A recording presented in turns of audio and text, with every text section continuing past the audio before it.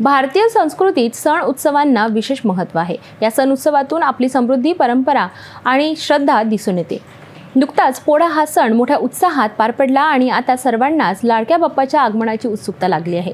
पोळा आणि गणेशोत्सवाचा हा दुहेरी आनंद सध्या वातावरणात भारून निघालाय।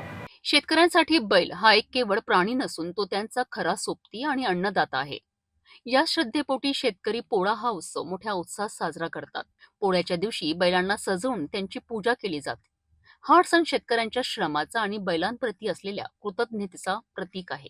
पोळ्याच्या दुसऱ्या दिवशी कर आणि तान्हा पोळा साजरा केला जातो। या दिवशी लहान मुलं सजवलेल्या बैलांना घेऊन घरोघरी जातात। दारामध्ये पारंपरिक आवाज देऊन बैलांची पूजा करण्यास सांगतात आणि त्या बदल्यात त्यांना पैसे दिले जातात। हे दृश्य गावाकडच्या संस्कृतीची एक सुंदर झलक दाखवते। पोळ्याचा हा आनंद पूर्ण झाल्यावर आता सर्वजण गणपती बाप्पाच्या आगमनाची वाट पाहत आहेत। येत्या 27 ऑगस्टपासून गणेशोत्सवाच्या तयारीला सुरुवात होत आहे। शहरांमध्ये गणपती बाप्पांच्या मूर्तींची दुकाने सजली आहेत। विविध प्रकारच्या आकर्षक आणि सुंदर मूर्तींनी ही दुकाने भरली आहेत।